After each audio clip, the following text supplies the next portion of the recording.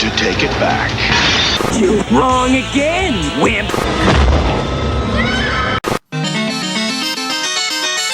He's going to make you help him. Because you're the last. I'll give you my plea and your soul too. These are ancient dream demons. Supposedly they roam the dreams of the living to defy the most evil, twisted human imaginable. Oh, what beautiful, adorable children! Would you like to come and live with us? It's been so long since we've had children in the house. I want my children back. You know they bring him. Now I'm playing with power. Super Spencer! Great graphics. Do you think I'm your daddy? Mommy just had to take her medicine for snooping in Daddy's special work. I won't tell. This, bitch. Give Daddy the glove back, princess. Never! Kids. Freddy's dead.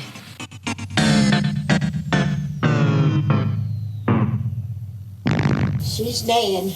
Oh, the humanity. Hi, this is Lisa Loring, Wednesday from the Addams Family, A Blood Frenzy and Ice, and you're listening to the Hysteria continues. And indeed it does, and welcome back to the Hysteria continues, and this time we are heading back to Springwoods, aka Freddy Town, for episode 205. So yes, Freddy is dead, or is he? We will find. Well, we know the answer to that question, but certainly back in 1991, many people thought this was the final bow for Mr. Krueger. So Erik, I think this is your choice. Am I right in thinking? It is my choice, yes. We're ploughing through the Elm Street series. Yeah. So you're looking forward to covering this this one? Yeah, because I think it's awesome. Do you? Interesting. Okay. We'll find out if that was sarcasm or not. In a little This bit. might help you. This might give you a little taste of what I think of it. Harold is back. So, Nathan. Well, thank you, Erik. But Nathan, how are you doing? I'm doing very well. Was that Hazel Tankersley in the opening there? It was Hazel Tankersley, because when she says she's dead in Old Federal Massacre Part 2, it reminds me of them saying Freddy's dead at the end of this film. Oh. Always good for a Hazel cameo. Yes. Well, and Nathan, you're doing good, are you? Yes, I am doing very well. Glad to hear it. And Joseph, are you ready for your... are you excited, or do you think you'll be napping through Freddy's Dead? I don't even know if I'm awake right now, to be honest. Well, you better watch out. You know what happens when you fall asleep. You'll end up in a computer game. Yes, with the most advanced graphics known to humanity, even back in 1991. Yes. So, well, actually, yes. This must be an LJN game then.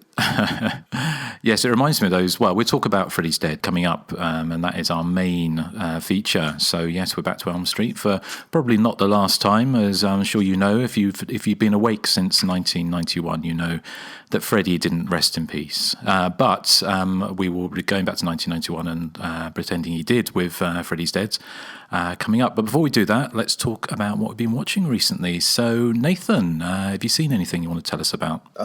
Yes, I saw a movie called I See You. Okay. It's the new one with Helen Hunt. Mm-hmm. I really thought it was a really good movie. And what stinks is I can't really describe it without giving away some main plot points. But I'm going to try to describe it the best I can. But this family who's going through kind of their own turmoil, they are having to deal with like these weird things happening inside their house, like, TVs turning on and stuff like that. Meanwhile, there's a killer on the loose that has, basically murdered before. And it's kind of the way these stories kind of tie together. And the movie does this thing that I loved, where it was like, they show everything from one perspective, and then the movie kind of rewinds back almost to the beginning, and you see everything from a different perspective. And I like that. It's not the first movie to do that, of course, but I like when a movie does that. I think it's interesting to, kind of see the same situations, but from a different person's perspective. But it's really good, and there's some tense scenes, but it's not like I don't know if I would call it like scary, more of a thriller suspense movie, but really good. I've seen it. That was actually going to be my feed. Well, it was going to the one film that I was going to talk about. So, but I'm curious if Erik and Joseph, you've seen ICU? No, is that ICU as in intensive care unit, or ICU with my eyes? No, I see you with my eyes. Okay. I haven't heard about that one, no, but was it in the cinemas? If it's Helen Hunt, I'm imagining it possibly was. It wasn't over here, or if it was, it was one of those limited releases that we didn't get. What about you, Joseph? No, but when Nathan said that the family was experiencing their own inner turmoil, I thought maybe they'd watch Freddy's Dead. Well, we'll see. But no, I watched it last week, and I thought, I really enjoyed it. I thought it was really good. And again, I don't want to get into spoiler territories because it is a film that kind of twists and turns like an Anaconda. The one thing a couple of other points I'd add to what you said, Nathan, was that I really liked the way it did sort of change perspectives, and it kind of twisted and turned in and go in the direction that I was expecting anyway, which is always a big plus. But the sound design was unusual, wasn't it? It made it more of a horror movie in my mind than as a kind of straight thriller, in so much it's got a very unusual sound design, which I've seen commented on in a lot of reviews for the film, where it's very ominous. It's very kind of ambient noises are really kind of ramped up to kind of quite loud, sort of ambage, I can guess is the right word, but and so it kind of adds all this kind of this creepy, ominous feel throughout the whole movie, which I thought was really good. And I liked the way it kind of played with the genre. You didn't know if it's a serial killer movie or if it's a horror movie, it's a thriller, or what it was going to be. But I thought it was definitely worth catching if you want. The other thing, of course, I saw people talking about was Helen Hunt she'd succumbed to the aging actress sort of malaise, hasn't she? She's got her face is as smooth as a ping pong ball, and there's a motive as one, unfortunately, which is a real shame because I think she's a good actress, and she looks a bit odd now, and it's just a shame that women feel, and some men feel, they have to nip tuck to till they look like an alabaster statue, but that's hey ho. So, but that scene where she's picking up, stuff in her son's room, and she kind of glances under his bed. I'm not going to spoil it, but that was some very creepy stuff. So, that's one that's a recommend from both myself and Nathan. So it'll be interesting to see what Erik and Joseph think of it when you see it. But no spoilers from us. So anything else, Nathan? No, Wes and I went and watched Cats last night. Horror tell it all. It was something. I did not. It looks like it's a Nathan type movie. Well, no, we didn't watch a movie. We watched the play. Sorry. Yeah. I just didn't know what to expect, and I couldn't tell you what the movie's about or what the play's about. I don't know. It's just there's a lot of singing and dancing, and it's good singing and dancing. I just don't understand the plot at all. But Wes kind of explained it to me, but I don't know. It was very odd. Like the play itself, very artistic, I guess I should say. Well, I haven't seen the play or the film yet. No, I'm dying to see the film, though. I want to see what the fuss is about. Yeah. I think from what I've read, it's so bad, but it's not good. And I think sometimes there's a fine line, isn't it, between a film when it's so bad that it's good and a film that's so bad that it's just plain bad and not actually entertaining, because obviously that's the most important thing a film can be, especially like a horror movie or thriller or something, is it just needs to be entertaining, even if it's not technically the best in the world. Well, thank you, Nathan. Is there anything else? No, that's all I've seen this time around. Okay. No, it's not. You watched something else, Nathan, remember? No. On Wednesday? What did we watch Wednesday? I can't remember. No Retreat, No Surrender. Oh, yes. Well, I wasn't going to bring it up only because it wasn't scary. But I did watch No Retreat, No Surrender, and you guys, especially Erik, I think you'd like it. I think I might have seen it. I can't remember. It's Jean-Claude Van Damme, is it? Yes, he's at the beginning and the very end of the film. It is just such a jaw-dropping movie because I just kept thinking, okay, it can't get any more crazy than this. But no, it finds a way. It finds a way. And I would recommend, if anybody has not seen it, like me, go in blind because, I didn't know where this movie was headed. And this movie is absolutely hysterical. The big battle in the end, it just didn't matter because the Jean-Claude Van Damme's character, we barely see him. So, why do we care if they defeat him or not? I think that it would have been more,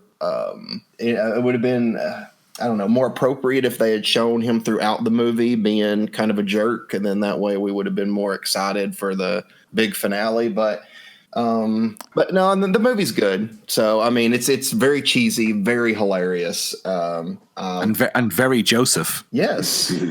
How about the scene where his dad rips his poster, and then the kid, after his poster gets ripped, is like, no. What's the poster of? Bruce Lee. Oh, okay.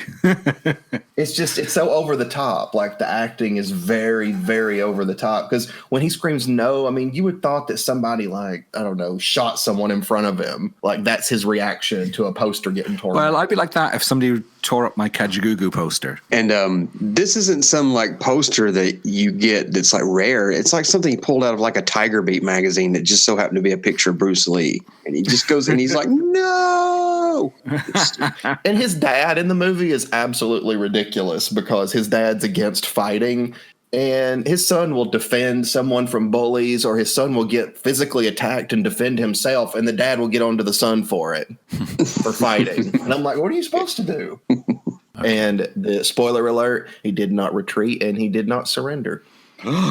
Okay, right. Well, thank you. Hence the sequels that have nothing to do with that film. Yeah. So, well, Joseph, how about you? Well, the only thing I've watched this week, other than that atrocity, which I'd seen before, was 47 Meters Down, which tells the story of two sisters vacationing in Mexico, and they find themselves trapped in a shark cage at the bottom of the ocean. And cinematic bad luck dictates that they must exit the cage from time to time to ensure their survival. They've got limited oxygen under the water, so they're basically waiting on rescue. And of course, these are shark-infested waters, so there's that. I'm typically cuckoo for Cocoa Puffs when it comes to confined space horror films, and I love the idea of being. Well, I don't love this idea, but I love it in a movie sense. The idea of a movie, the idea of people being trapped at the bottom of the ocean with sharks nipping at your extremities is a good one. But I don't think 47 Meters Down was the casing for such a story. The film feels almost too confined. It relies on so many close-ups of the actors rather than the beautiful ocean backdrop. It kind of becomes monotonous. And granted, I get that they were kind of going for that sort of, the darkness and the depth kind of feel. But after about an hour, I was kind of begging for some color or something. It's just such a dark movie to look at. It's not really a dark movie per se because it's only PG-13, but I think that therein may be the problem too, because for a movie about ravenous sharks, they don't seem to really offer any real suspense with those cinematic beasts. They'll pop up from time to time, just kind of barely, followed by one of those discordant, jolts on the soundtrack, and that's about the extent of it. The plot eventually gets to a point where they just run out of ideas, so they have to kind of rely on this pointless misdirection just to fill 90 minutes.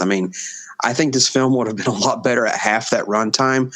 I was not terribly impressed with 47 Meters Down, I'm afraid. Have any of you guys seen that?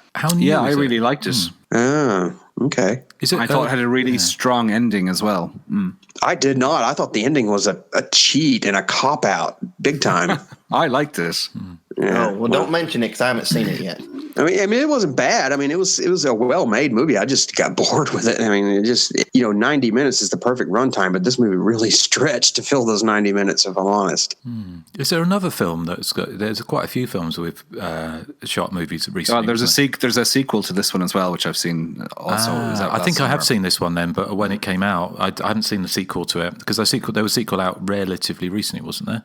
Yeah, last summer. What was it? Was it called 48 Meters Down or something? I can't remember. It's 47 Meters Down, Uncaged, I believe. Oh, that's it. Yeah. Although I wonder why they go back to 47 meters again. I haven't seen the sequel, so I don't know. I don't think there's any mention about it being. They go in to investigate a cave full of treasure or something, and there's a cave in or something like that. And I mean, I'd give it a shot, but who knows? Okay, right. Well, thank you, Joseph. Anything else? No, that's it. Okay, well, Erik, how about you? Okay, I'll just mention one quickly before I get on to my other main recently seen, is I saw Joker on Friday night. I was dragged to it kicking and screaming. Didn't think I'd enjoy it. My flatmate was watching it, and I thought it was fantastic. I thought it was really, really good. I don't usually like superhero or comic book movies, but this is not really a comic book movie. So I just want to say for the record that there is a sort of film out there in the genre of the comic book world that I do actually really like now. I thought it was very strong, and it's got great reviews, and it's up for Oscars and whatever, BAFTAs.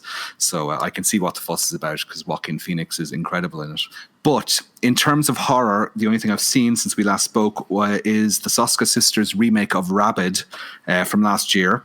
This is a remake, of course, of the Cronenberg 1977 movie. It rather cleverly opened. The first line of dialogue in this movie is you overhear somebody saying something along the lines of, "Why do we keep rehashing old trends?" Which I thought was very clever because this one is it's set in the world of fashion. So we hear this sort of fashion designer talking about recycling old trends and that, blah, blah, blah. But the setup is very similar to the Cronenberg film. A woman is in a motorcycle accident and she's hideously disfigured. And her one chance is to sign up to some experimental stem cell techniques which miraculously restore her beauty because half her face was ripped off in the accident. It like her the reconstructive surgery works miracles in a very short space of time, but it comes at a price, obviously.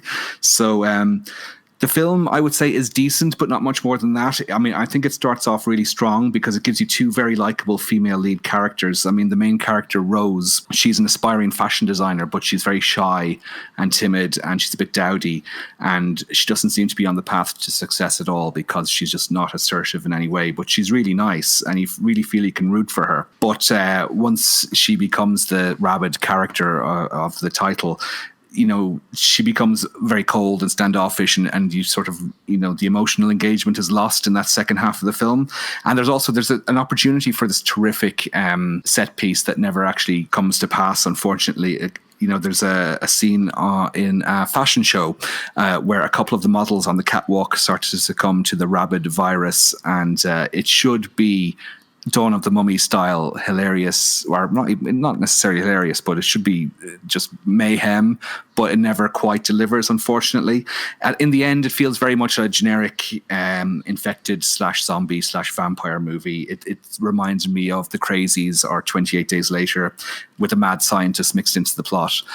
As I said, I thought it was a decent watch, but I didn't feel like I've wasted any time. It wasn't a waste of 100 minutes by any means, but it's definitely not one I would seek out again. But worth watching, I would say. I've heard of it, but I've not seen it. So, Joseph, Nathan? No, I've not seen it. I'm not a big fan of the Soska Sisters. I don't think I've liked any movies they've done at all. This is the only film of theirs I've seen, I think.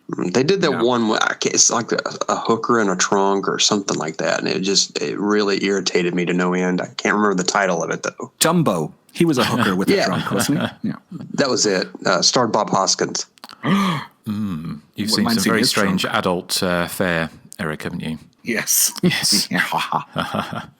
So, okay. Well, thank you. Anything else? No, that's it. Okay. Right. Well, thank you. Well, I was going to talk about I See You, which I have done. The only other, there's been a few that I've lined up to watch. I've not had time, but one, which again is not really a horror movie, but it has some kind of parallels to Halloween 2, the original Halloween 2 from 1981, is Trauma, with the Bruce Willis film, which is about a woman who sees a murder, an assassination by cops of somebody, and she's taken into police custody, and then she's kept on an abandoned wing, or a wing that's been renovated on the top floor, and no one else is there, and the two cops come after her. So there's lots of kind of cat and mouse games as she is basically trying to get out of this ward where no one else is on, this whole floor, being chased by these two bent cops. So it's not a great film. She's good in it. I can't remember her name now, but Bruce Willis is absolutely awful. And it's if it's one of those, if you look at the reviews, it's everyone just says it just seems like Bruce Willis forgot how to act, and he's so wooden in it. And after watching Die Hard recently, and he's so good in that and engaging and charismatic, that it's a shame to see him become sort of so world worn, I can guess, by the roles he's got.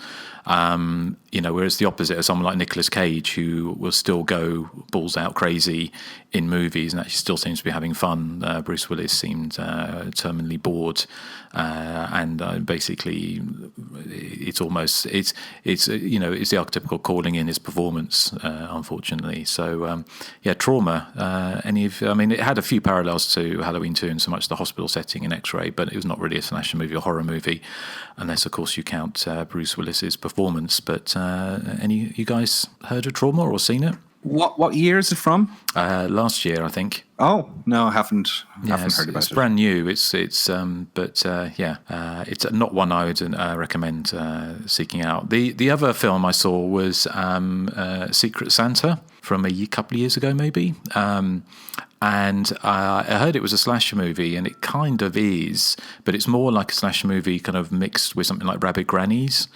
But before Nathan gets too excited, it's not quite like Rabbit Grannies either. I mean, the story is essentially a family meeting for Christmas at a big ski lodge, I can guess. And they all turn up, and they basically start almost like in a rabid style thing. They one by one, they become psychotic and start attacking the other members of the family. After like a typical Christmas family disagreement kind of boils over, it kind of ends in multiple murders. And then I won't spoil it, but you find out kind of why that is actually happening. It felt like it was reaching for the kind of the comedic touch of something like the Krampus movie, which covered in Patreon not that long ago. And some of the acting was pretty good, but it felt a bit too broad, and it was almost like reaching. It kind of didn't quite know whether or not it wanted to be kind of gross out comedy or a straight horror movie. So any of you guys seen Secret Santa? No. Okay. No, never heard of it. Okay. Well, it popped up. It was on Amazon Prime, if you do want to catch it, which is where I caught up with our Patreon pick for this month as well. Would I like it? I think you might. Yeah, it's pretty silly, but it's also it's fun, and it has a kind of budget sheen to it to some degree. It's well shot. It just felt like it was aiming for some things it kind of missed, but it's not without its merits. But it's on Amazon Prime, at least where I live at the moment, sort of streaming. So yeah, check that out if you feel so inclined. So. I'm going to guess that means it's time to head to Roseanneville with Freddy's Dead. So here is. We have to. Well, don't let everyone know what you think. But here we go. This is is it a teaser trailer? Everybody, I love it. So do I. Eric, is this a teaser trailer or is it the announcement? This trailer, I should tell you, is it's from a 1991 RCA Columbia sales tape. It's an early glimpse at the film. So it contains, if you're watching the trailer, it contains unfinished effects and alternate takes. And also Freddy's voice hasn't been treated yet. So it's just Robert Englund's normal voice. And also some of the music used in this trailer is from Tangerine Dream's score to Miracle Mile, which we covered on Patreon recently. Interesting. But you're trying to say they actually finished effects in this movie? Apparently. Yeah. Okay, well, here it is. Freddy's back in an all-new horrifying film. The terror is just beginning. Freddy's Dead, the final nightmare. the Madman. Yeah. Great to be back in business. You love to hate. Returns for his most spectacular nightmare.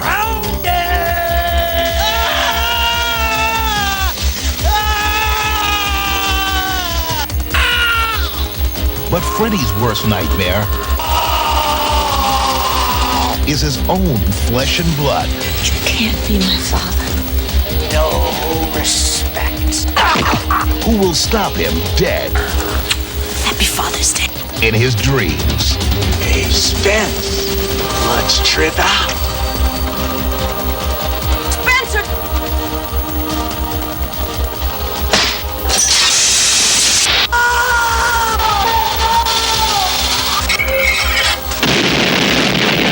Freddy's Dead, the final nightmare. Just when you thought it was safe to go to sleep, Freddy Krueger is back to haunt your dreams and freeze your blood. Lisa Zane is a child psychologist tormented by recurring nightmares, but not until she meets a new patient with the same horrific dreams does her quest for answers lead to a certain house on Elm Street, where an evil that defies the grave is about to be unleashed upon the world. With Yaphet Kotto, I'm not sure how to pronounce his surname, and cameos by Roseanne and Tom Arnold, Alice Cooper and Johnny Depp, this chapter in the world's most terrifying dream saga is a fantastic voyage. So, Freddy's Dead. Yes, definitely, sorry to say this, Nathan, a lesser entry for me in the Elm Street saga. I mean, around this time, all the major slasher franchises kind of fell into the same trap for me. I mean, they were all doing quite well until they all decided to go off on tangents and do something slightly different or try new things. If I can go off on my own tangent for a second, 1989 for me was kind of a pivotal year for these slasher franchises. Freddy, Michael, and Jason had all enjoyed successful 1988s, which meant that their respective studios were sort of rushed sequels into production to have them in cinemas 12 months later. And what you got then were really flawed films like Halloween 5, which I love because it's flawed. Same with Elm Street 5, Dream Child. It's flawed, but I love it. And even Jason Takes Manhattan, I think, has a lot to like about it, even though for me it's the weakest of the Friday the 13th to that point. But they all dipped at the box office. The box office returns were disappointing. And so all of them went on a little bit of a hiatus, all three franchises. And they all came back with sequels that went overtly supernatural, which obviously is the case with Elm Street, but like Friday the 13th came back with Jason Goes to Hell, which had a body swapping slug as the main character, and then Halloween 6 had the Thorn cult and all this type of stuff, but they all introduced this sort of family element that's shoehorned into the mythology and it comes out of nowhere. Jason Goes to Hell, he has to be killed by a relative or else he'll never die, blah blah blah, all that type of stuff. And in Freddy's Dead, Freddy has to reconnect with his daughter, who we've never heard of up until this point. And she is going to allow him to invade the dreams of teenagers in another town, because we see in this one that Springwood has become a sort of a wasteland, kind of. It's all the teenagers in the town have been killed, and it's just populated by sort of quirky, slightly edgy adults. And so that's really the threadbare plot of Freddy's Dead. I mean, it has a very, very, a slim plot, but it throws in a few sort of familiar elements. Freddy kills off some very early 90s looking teenagers along the way, using, targeting what they're sort of interested in or what their character traits are against them. The biggest problem with me with Freddy's Dead is that the humor is just so incredibly broad that the film, it just makes me cringe in places. I saw this when it came out in the cinemas. It was January 1992 when it arrived over here in the UK and Ireland. And obviously the 3D element of the final 10-15 minutes is what it's most famous for. But the other bit that sort of was burned into my mind was the computer game sequence. with the character of Spencer. He becomes a character in kind of this dreadful Sega Mega Drive type game that Freddy is controlling. So in the dream, he's this sort of 16-bit character, but in real life, we see him bouncing around the house. The camera is undercranked, so the resulting footage looks sped up, and there's sort of boing, boing, boing sound effects and computer game effects are laid over it. And like, even in hindsight, 29 years later, it's just embarrassing to watch, really. And the climax for a film purporting to be the final nightmare, it's pretty darn lackluster. And I'm not talking about the occasionally dodgy 3D, because in fairness, I think the 3D in Freddy's Dead works in places, and it provides a bit of fun, but it can't compensate for the general sort of ho-hum nature of the film's final act. What they do is, spoiler alert, like in part one, Freddy is brought out into the real world by Catherine. She's holding on to him as she's woken up. But then they just throw a few knives at him and stick a firecracker in his stomach or something, and that's the end. And then they all laugh and go, "Ooh, Freddy's dead." It's just such a damp squib. And as I said, the 3D incarnation was kind of fun. I have this on... I remember being in the cinema and being wowed by some of the effects and being sort of unwowed by other effects. Things like the dream demons flying out of the screen, they're the ones that look like the sort of demonic tadpoles. Those work really well. But things like sticking Freddy's glove out of the screen, all you see is sort of an eight-knived glove rather than sort of a four-fingered glove coming out of the screen. I have it on DVD from the 2000 release, I think, from New Line Cinema. It's a box set, and the 3D still works quite well on DVD. Again, it's the bits that worked in the cinema work well again on DVD, and the bits that didn't work are still murky looking. But that's the least of the film's problems. I think, like Rachel Talalay has says that the creative team were inspired by Twin Peaks, which is why they give the film all those quirky characters, which for me don't work. And also she says that she had recently worked with John Waters on Crybaby, which has inspired her to throw in and shoehorn in celebrity cameos. I think the Johnny Depp one is kind of fun, but the Roseanne Barr and Tom Arnold one I could live without, to be honest. So in Freddy's Dead, I don't hate the film. I think it has moments in it, but I think it's definitely the worst of the Elm Street series outside of the dreadful 2010 remake. And it's the worst by quite a distance, I think. It just feels like no care went into it or anything. I don't know what they were thinking for a lot of it. As I said, has its moments, but for me, it's a thumbs down for Freddy's Dead. And I think Freddy's makeup looks appalling in this as well. It just looks like he's got a one-piece mask. He just stretched over his face. It just doesn't have the detail that we had in the earlier entries. So I'm not a huge fan of Freddy's Dead, I'm afraid. But somebody who I think is Nathan. It's y'all's turn. I love Freddy's Dead. Of course you do, Nathan. But no, I'd love it. I do recognize it as a bad film, though. What's funny is I'm playing it in the background, and it's on the scene, where, Breckenmeyer's character is in the video game. And I'm like, how did the cast keep a straight face for this? Like, I would have been laughing so hard just because it's so ridiculous. But I went to see it at the theater when I was like 11 or 12. My dad took me, and my mom went as well. And I loved the 3D. The 3D was just fantastic to me as a kid. Seeing that, I was very excited for that 3D. I didn't understand why Springwood has now become this like wasteland. I'm like, I don't know. It's almost like it's an island or something. I'm like, there are other towns over. Is it like as soon as you cross the town line into another town, like everybody's normal? They must not, no.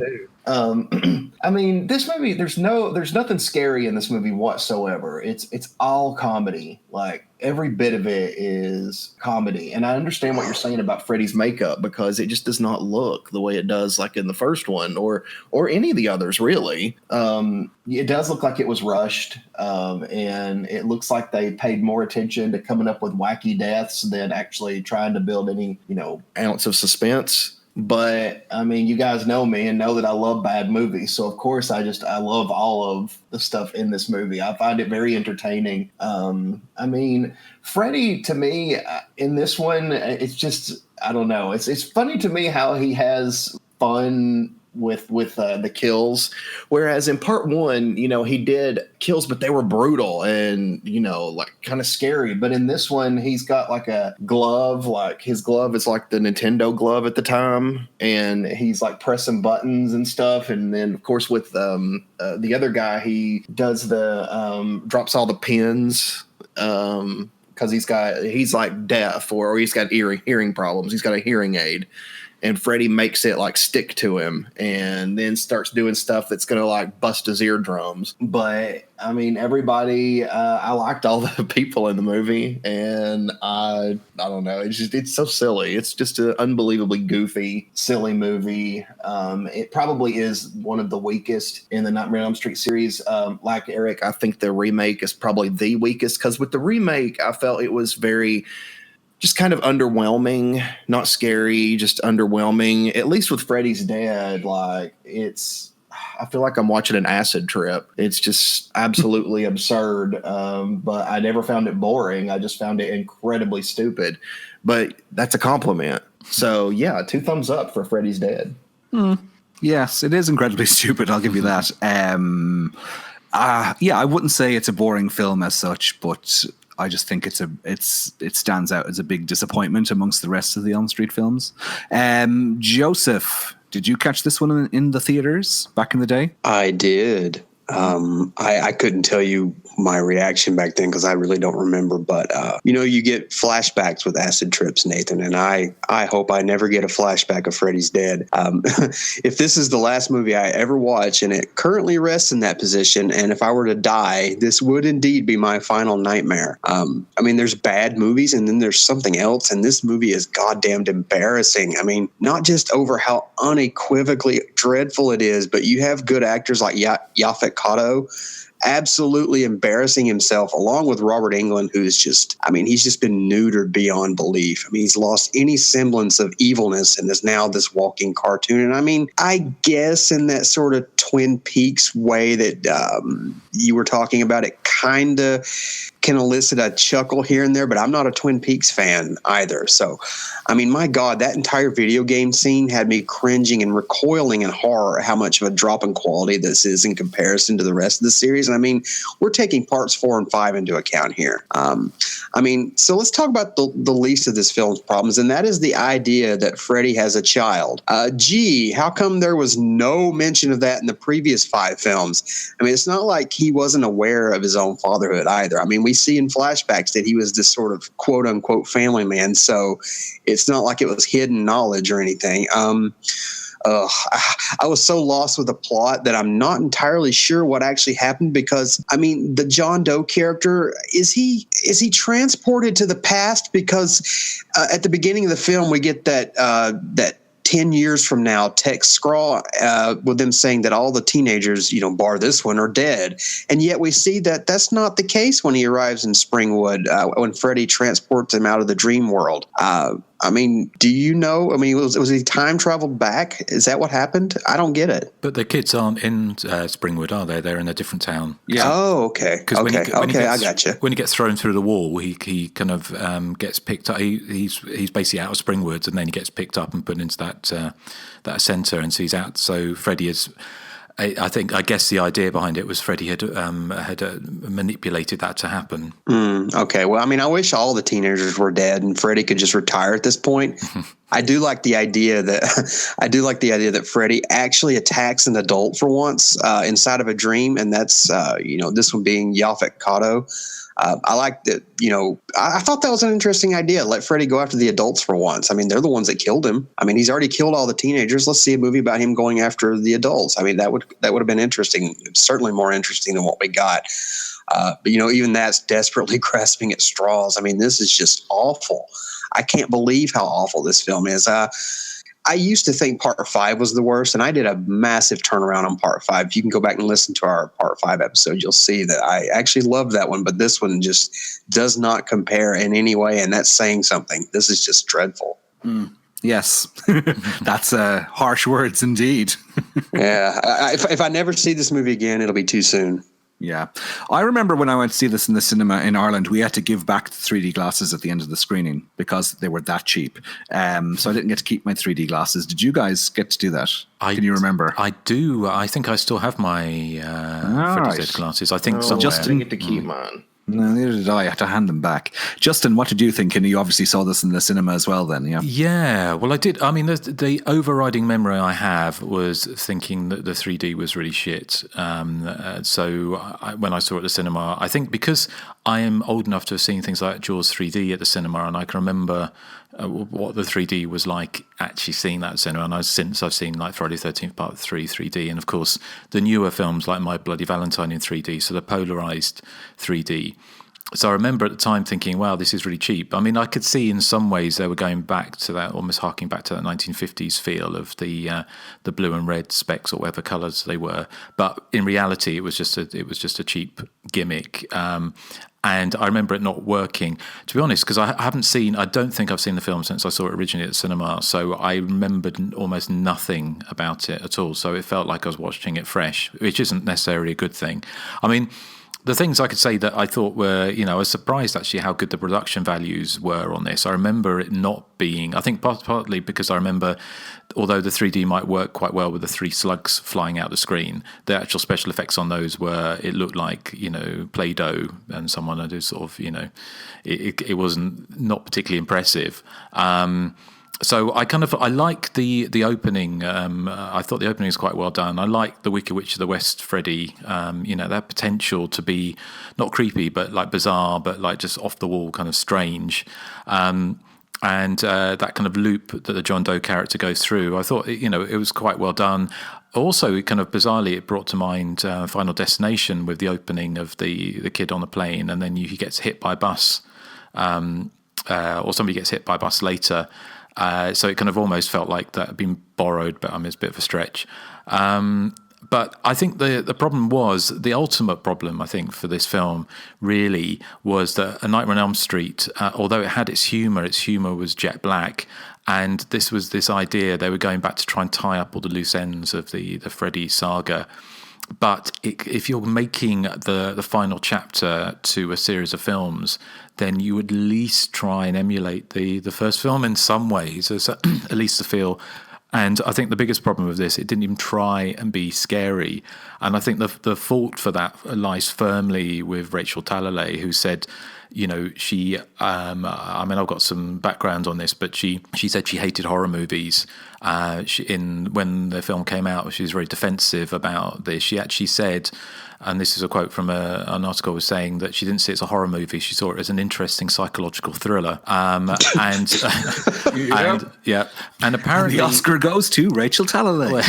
And apparently she said, I'll read some of the quotes out, but apparently the press ahead of this in Fangoria was completely misleading and said they actually went for a darker, more adult film feel to the film, as in sort of making it maybe returning to the original Elm Street. But in fact, she said she, possibly because she realised that people were laughing at the movie, that she intended to make a comedy, and she certainly wouldn't be the first director to have used that excuse. It's a bit like the guy who made The Room saying it was all meant to be a comedy in the first place. So the other things that I think were just really misjudged with it was this idea that, with the Springwoods, that you have, once they get into Springwood feels like a dream, the whole thing, even when they're not asleep. This kind of bizarre Twin Peaksy kind of on acids sort of otherworldliness. It doesn't give that means the film is never rooted in any kind of reality or any kind of non-dream logic particularly. So you've got these overblown characters, which are fun in their own right, but it never grounds the film. So when you go into the dream sequences, there's no kind of tonal shift like there was in the original film, where it felt, so...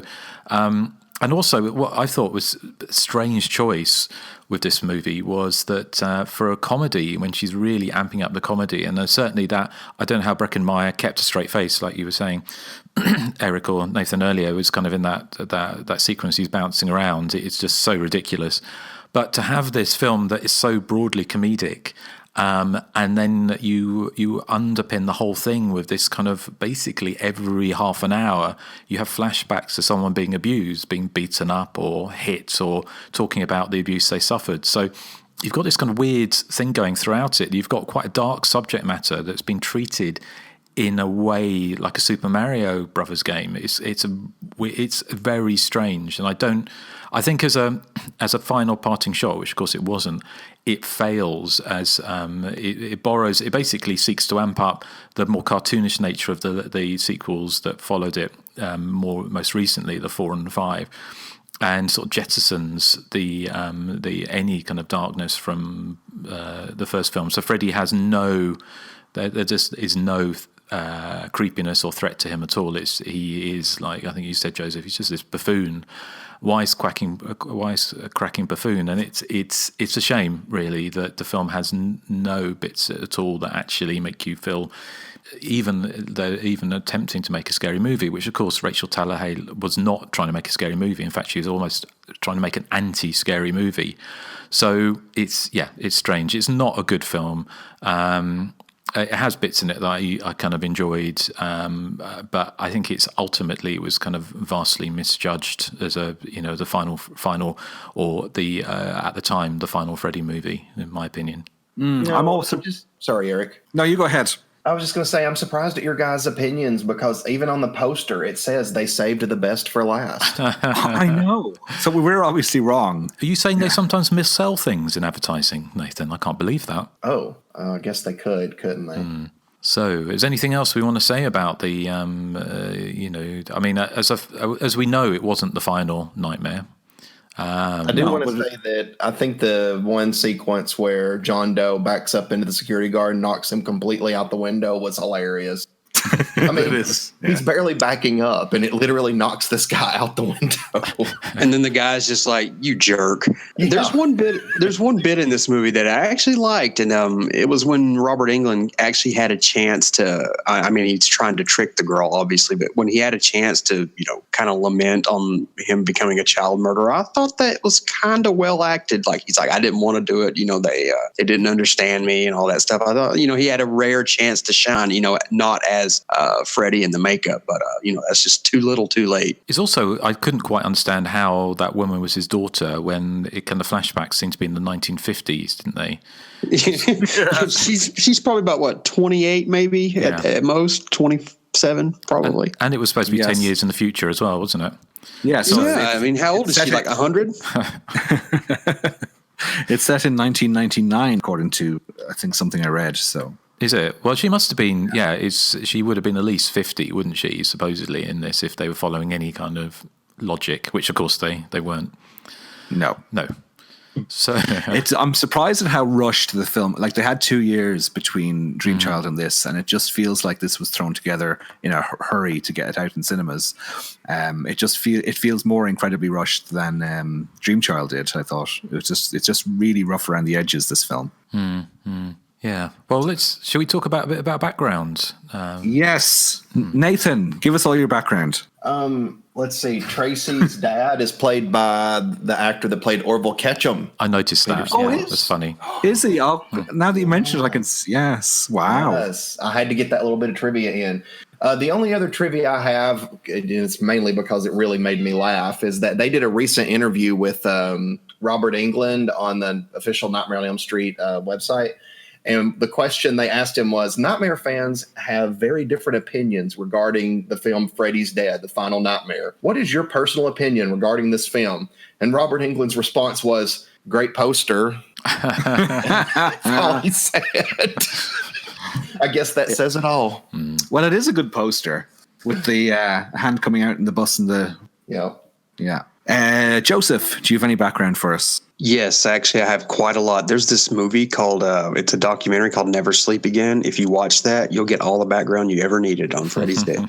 Yes, and if you want to see what Leslie Dean looks like now. Yeah, I mean, the Nightmare series, the Friday the 13th series, I mean, they've been, covered ad nauseum. And what could I possibly dig up that no one else doesn't know about these films? Well, Justin, did you watch Never Sleep Again? Because I think there's a woman on it that resembles you in many ways. Leslie Dean. Leslie Dean, who did she play? She's what's her character's name? She survives to the end. Tracy, yeah. Oh, okay. Blonde girl. Oh, she's the one that became gothy? Yeah, she's all gothy and never sleep again, and she has her own little pet with her or something who's just leaning. You know what? I actually kind of like the Tracy character. I'll give the film that props. I thought she was the best character in the film, actually. Well, I didn't. I do have that, and I haven't watched it for a long time. So I'm not actually. It doesn't until you sent that image. The screenshot I didn't recognise, so maybe not watched as far as the Freddy's Dead thing. But I did look back through some newspapers, so I just thought it'd be interesting to sort of maybe touch on some of the reviews for the film.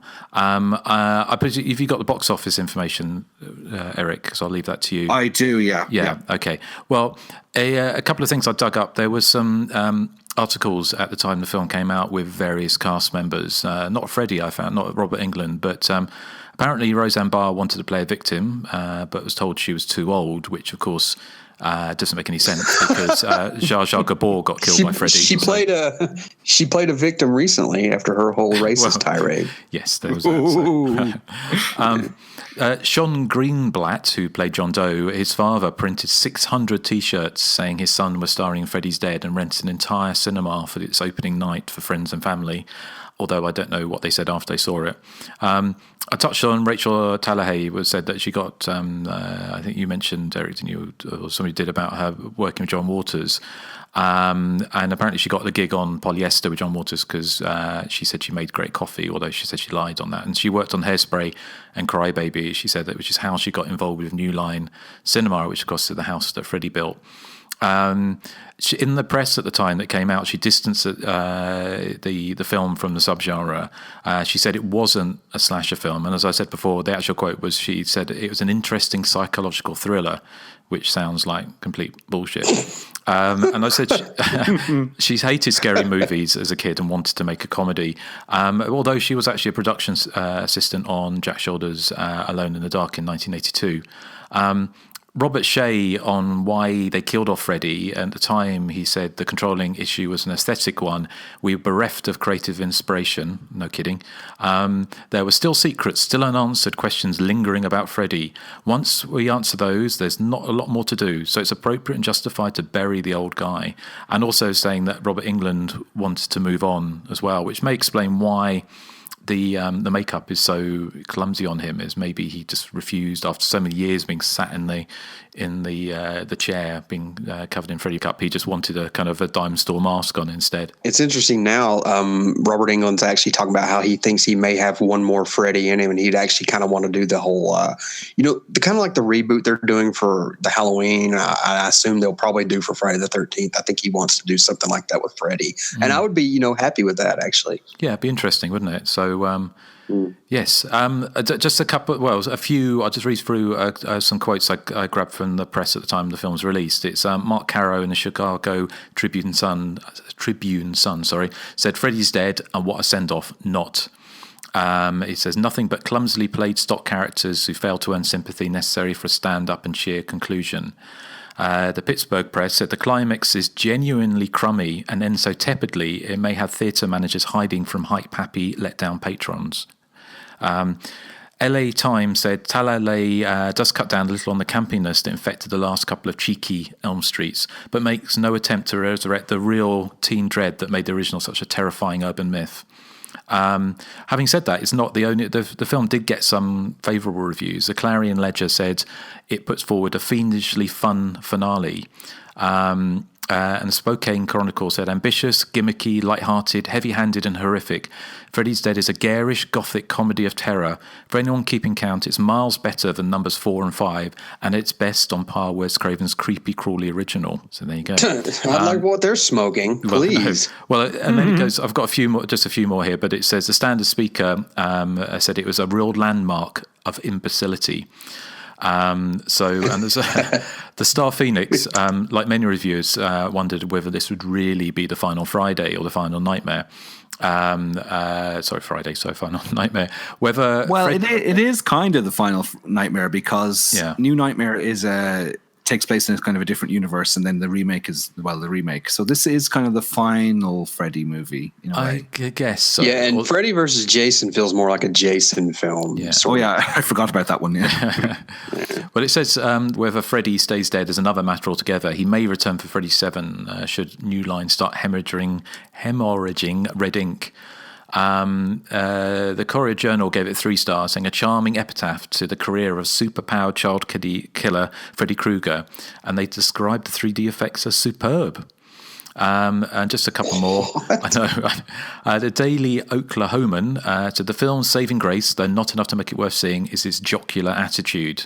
And the last one, it was from Mike Long, and I kind of mentioned this before, but he said in the Daily Tar Heel, said he'd been lied to. He said the director said the script be more adult, and England said it had less humour. In retrospect, they weren't lying. This movie goes where no other nightmare movie has gone before, straight into the toilet.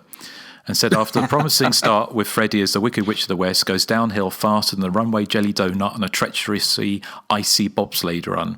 He said it's a complete disaster. It's truly sad to see what the biggest horror star of the decade go out with a whimper rather than a bang. So that's so kind of a mixed bag there with reviews from the time. So but yeah, so I got a couple of bits more about box office and stuff like that, but I didn't want to take everything, Erik. So. Okay, well, a couple of the original ideas for Part 6 were to have Jacob, which was Alice's child from Part 5, returning in this installment, which was scrapped, obviously. Peter Jackson, of course, famous for Lord of the Rings and King Kong remake and all that. He worked on a first draft of a script for Part 6. It involved the kids no longer taking Freddy Krueger seriously, and they even purposely send themselves to sleep. They take like sleeping pills so they can go into the dream world and beat him up because he's just this old man who has no strength anymore. But Freddy would have managed to have got some power back when he kills a kid through chance, and then that sort of starts things snowballing. But instead, they went with they scrapped that idea. Obviously, Peter Jackson was not the name he is now. He would have done Bad Taste, Meet the Feebles, and I don't think he'd done Brain Dead at that stage. But apparently the working relationship was quite good between Peter Jackson and New Line, and that's kind of what set the ball rolling for the future with Lord of the Rings, maybe 10 years later. Ricky Dean Logan, who plays Carlos in this, he originally was supposed to be playing the John Doe character, but he was more intrigued by the Carlos character and his hearing disability and that. So the John Doe character went to Sean Greenblatt, who says on the Never Sleep Again documentary, he says that Divine was supposed to have a cameo in Freddy's Dead. And I was thinking, that cannot be true, because Divine died in 1988. Isn't that right? I mean, she already ate shit in one movie. Why would she have to do it again? That scene in Pink Flamingos makes me want to vomit. It is so disgusting. It's the most disgusting thing I've ever seen on film. It's one of the grossest movie scenes. And I've seen Nocturne by Susie and the Banshees. Oh, Erik. Sorry, Justin. But yeah, Sean Greenblatt swears that Divine was meant to be in this film. Are you going to let me speak? Oh, gotta be careful, Erik. Anyway, he says Divine was meant to be in the film, but that's obviously not true, because Divine would have died 3 years before this film went into production, which is a stupid state, because Divine died before Part 5 was made. So let's see, what else do I have that hasn't been mentioned? Oh yeah, New Line Cinema hosted a funeral for Freddy Krueger as part of a publicity stunt for the promotion of the movie. It brought back several actors from previous Nightmare on Elm Street movies. You can see clips of it on YouTube where Rachel Talalay and Robert Rustler from Part 2 are looking bereft at Freddy's coffin. What else is there here? Oh yes, you mentioned the power. What? probably had inner turmoil over their career choices. Yes. Well, I mean, Robert Rustler has nothing to be ashamed about. He was in the awesome Part 2. The Power Glove you mentioned earlier, Nathan, they wanted to use the Nintendo Power Glove, but the bosses at New Line said, Nintendo said, no, you can't use it. For copyright reasons, we said you're not allowed to use it, but they went ahead and put it in the film anyway. And nothing was ever said. Nintendo didn't sue. And apparently Power Glove sales boosted after the film, which I'm surprised about. I'd be throwing my Power Glove in the bin after watching Freddy's Dead if I'd had one. See, do I have anything else? Yes, the film was actually released in its 3D version for rental on video in the UK and Ireland. Apparently, we were the only territory to get it in this format. You used to be able to get 5 pairs of the anaglyphic red-blue 3D glasses every time you rented it. The sell-through version was only in 2D. The only other 3D version I know of is the DVD in the Nightmare on Elm Street collection box set from 2000, which I have here beside me. It cost me probably a month's wages. Whoa! And everything's falling out of it now, as you can hear. Cost me about a month's wages. It took about 4 weeks from the moment I got the shipping notification for it to arrive on my doorstep. But it was well worth it because it has a bonus disc in it that is called the Nightmare on Elm Street Encyclopedia. Have you guys seen this before? It's a little labyrinth you have to navigate through using the up, down, left, right buttons on your DVD remote control. And you highlight items you find in each room, and it plays a behind-the-scenes clip of many of the 7 movies at the time. It's really quite clever, but it's quite laborious to get to each clip. Were you aware of this? No, I don't think. Well, No. I have a box set on DVD, but I don't think it was that one. It was a UK sort of. All right, this is the US one. So it's called the Nightmare Encyclopedia, and it was really good. So as for the film's box office, it opened on September the 13th, 1991 in America, and it stayed at number 1 for 2 weeks, which is more than it deserves, I think. The budget was 11 million, and it grossed 34 million worldwide. So it did quite well, although time has not been kind to this entry in the Elm Street franchise, I don't think. I just think the film is quite weak. Leslie Dean, of course, went on to be a goth and probably best friends with Justin, I would say. But she was also in an episode of Freddy's Nightmares in 1989. Carlos's death, where his head explodes, it was originally his head was to explode into a bunch of jigsaw puzzle style pieces, but I don't know, that probably was too expensive for their £3.50 budget. Tobe Sexton, who plays the teenage Freddy, who gets beaten by Alice Cooper, he was also in Offerings, that classic. Did we do a commentary for Offerings? We did. Yes. I was shocked to learn that Freddy was a ginger. He looked like Malachi from Children of the Corn. That's what I thought it was for a second there. I was like, is that Courtney Gaines? But no, it's not him. And I think that is all the background I have. Justin, do you have any more? The only couple of bits that you didn't mention, but just to add to that, was that apparently the budget for Part 5 was 7.5 million. So this was actually a bigger budgeted movie by 3.5 million or so than it looks it. Every penny is on the screen. And the New Line were very, very, very keen that the press didn't see this ahead of time. So it wasn't screened for the press because they didn't want people to release the press to release how Freddy died because they thought it would hurt the box office. So there was he just dies by a firecracker. Or something. It's just there's big anticipation that there was going to be some big kind of like amazing thing that happened to Freddy to kill him finally once and for all. I think probably the likelihood was they didn't screen it for the press because they realised that it would hurt the box office because the press might report on it and possibly not being the masterpiece of the Elm Street saga, perhaps. But that's everything I have. So, Joseph, do you want to tell us what our dear listeners and people on the Facebook page, what their consensus was on this movie? Yes, out of a whopping 213 votes, 42%. Yeah, 213. That's the highest number we've got so far.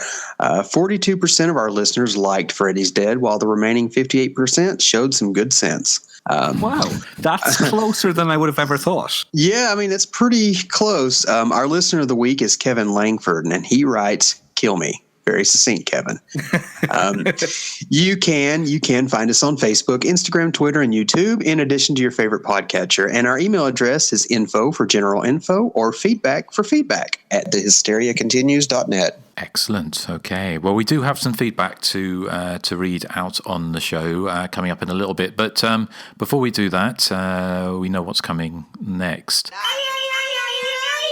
It's my joke of the week. It's so great and fantastic. So, the actor who plays Spencer once disguised himself as a Q-tip and tried to invade my body. He tried to break in my ear. Break in my ear.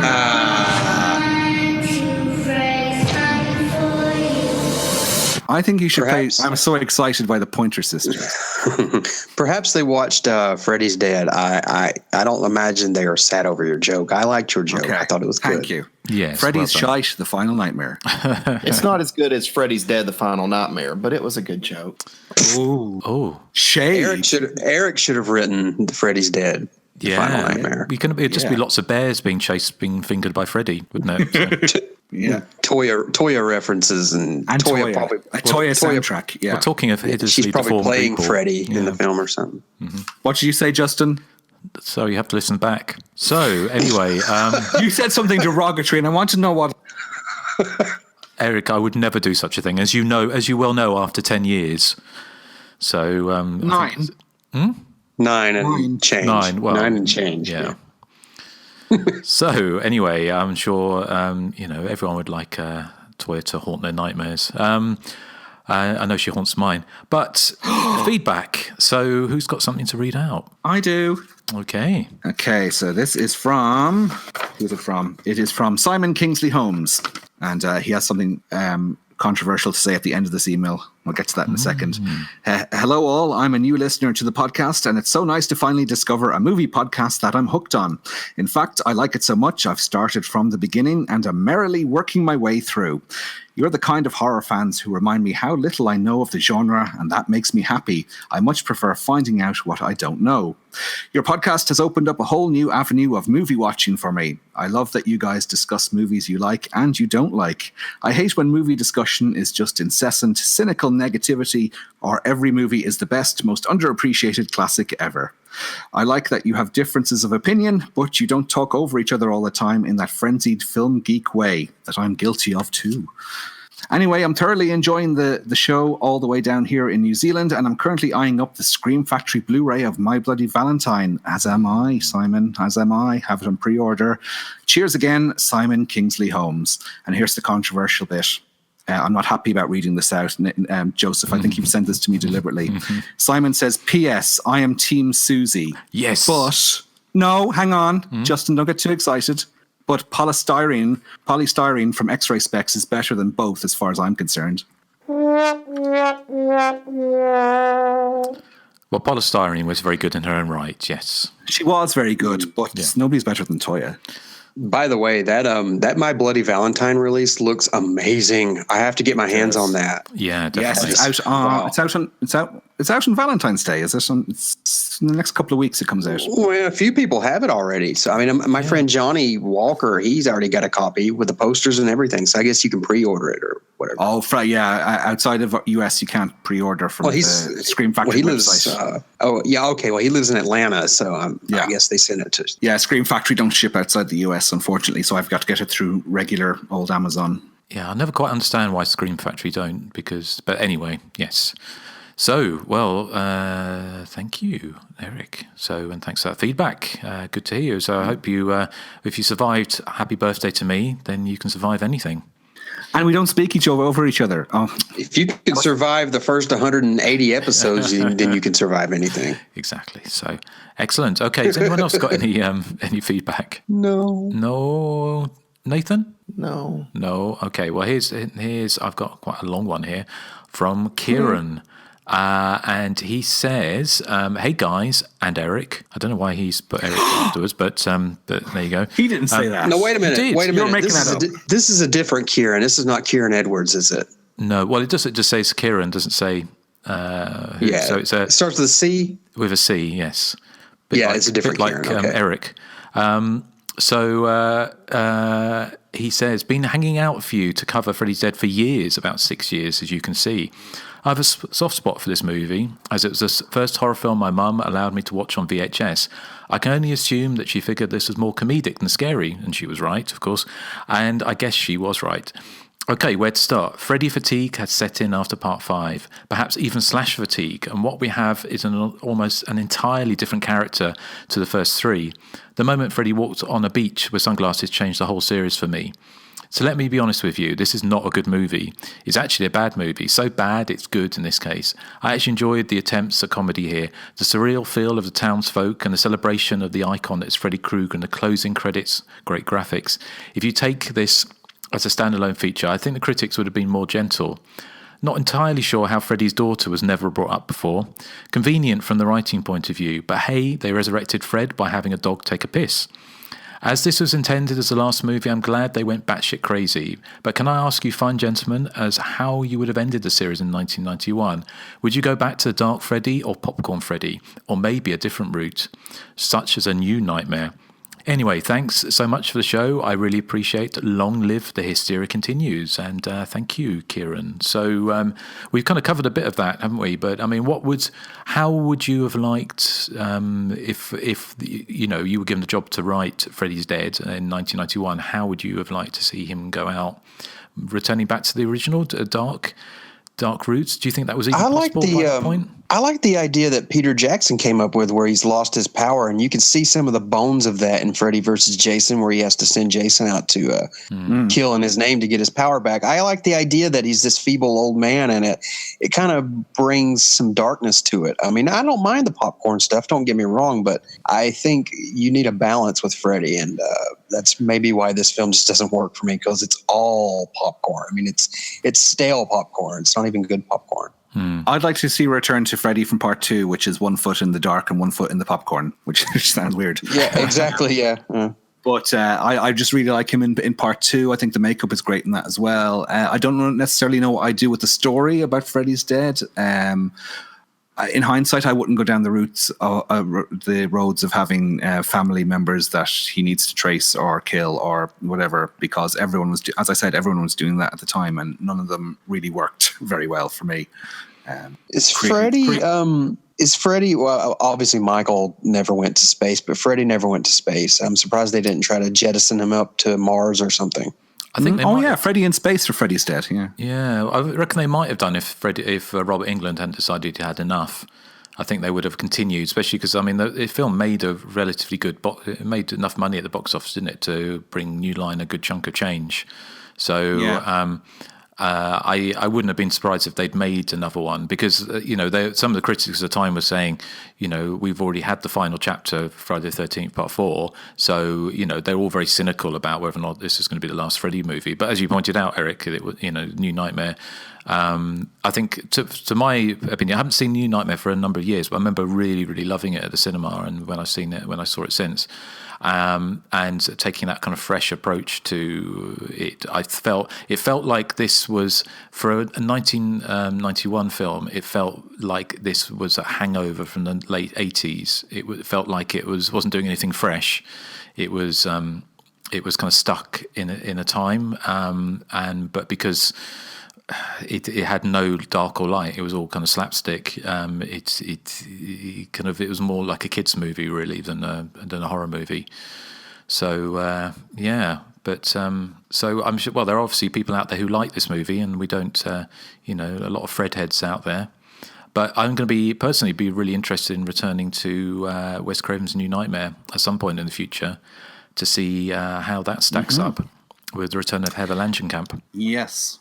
Well, it was very much a film that was kind of looking forward, wasn't it? It was a film that was preempting, or kind of, it kind of preempted a lot of movies, like with Scream, for instance. It was actually kind of that whole playing with that idea of kind of postmodern sort of approach to horror filmmaking, which we've seen where people, because in Freddy's Dead, nobody really says, oh, we're in a horror movie, or we're kind of, oh, how Freddy, or something like that. It's played straight in a very kind of buffoony kind of way, isn't it? The characters don't, so they find Springwood odd and all the kind of odd people walking around, but not in such a way that they're like, wow, this is, so bizarre. It's kind of, they almost take it as that's just what's happening. So, yeah. But anyway, Freddy's Dead. And now a word from our friends. Hello, Headites. while Brandon goes to write down some more puns that Christian will threaten to leave the show over, and Dave goes to look for more red lights for that room of his that clearly doubles as a European whorehouse, please allow me to tell you about another great horror podcast, In the Mic of Madness. We also have what most shows only talk about, tits, real ones, on a real girl, and we call her Becca. She even knows some shit about movies. My other co-host, Brad, sometimes can get so loose with his lips that it's left on the cutting room floor due to the cease and desist orders. I will warn you up front that our show is not for the faint of heart. We speak fast and loose with our words and tend to offend as much as we entertain. We grew up in far less sensitive times, and our banter reflects that. We focus mainly on ultra-low-budget cinema that most people either ignore or pirate. We also interview filmmakers and actors you've never heard of, and get them to say stuff they'll probably regret once you have heard of them. So come on over and join the fun at In the Mic of Madness, where overlooked films get their fair shake.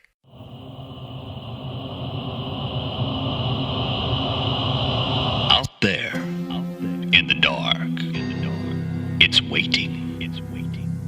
The killer, the monster, a force of evil.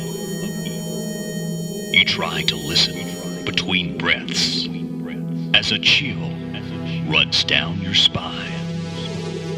You tell yourself it's only a podcast, but sooner or later, it's time to go home. Hey, all you horror fans, it's your old pal Rick Morgan, and I want to welcome you to the House of Wax podcast. I cover the greatest horror movies ever made, and I also share with you what it is in these movies that make these classics. So how is this pod any different from the other thousands of horror podcasts? Well, first, you can actually see the episodes on my YouTube channel with all the bells and whistles you crave. And it's also a podcast, so it can travel with you. Two formats that work great together, and with upcoming side episodes filled with interviews, contests, and movie commentaries, it's sure to keep the blood pumping. So join us and become a horror maniac at the House of Wax. That's Wax, WHACKS, a proud member of Legion Podcast. Catch us everywhere you listen to pods. So it's time you give it a listen. Let's go! Okay. What are we covering next time on the podcast? I believe, Nathan, is it your choice or is it Joseph? Joseph. It's mine. Okay. Yeah. Well, my pick lands on a Friday the 13th, so we're going to cover the Friday the 13th remake. Okay, interesting. Eric, was that a cry of joy or a pain? Well, do you know what? I think this is preempting probably something, but I think it's one of the better slasher movie remakes of its era. Now that's kind of damning with faint praise, but still, it's certainly better than Freddy's Dead. Yeah, and I think we talked about maybe discussing some of the fan films like Never Hike Alone and those kind of movies, possibly if we get a chance as well. Because obviously, as we if you're a fan of slasher movies and the Friday the 13th franchise, it's in a rights hell at the moment. I don't know if that's if that's been anywhere close to being sorted out at the moment, which means that the reason why there's been no new Friday the 13th movies and why the Friday the 13th game video game is hasn't had any updates. So which is a sad state of affairs. But okay, right. Was anything left to say? Boing, boing, boing, boing, boing. Boing, boing, boing, boing, boing. Yeah. So what are we playing out with, Eric? Okay, so in the Spencer sequence where he gets sort of dragged into the television set, they play Iron Butterfly's version of Gada Davida. So I was going to go with that, and I discovered that Europop sensations Boney M did a version of that song. So we're going to play out with their version instead. Fantastic. Okay, right. We'll say goodbye to the good people. Bye. So long, good people. Goodbye. Bye. Right. Well, Freddy's Dead's a wrap. Thank God.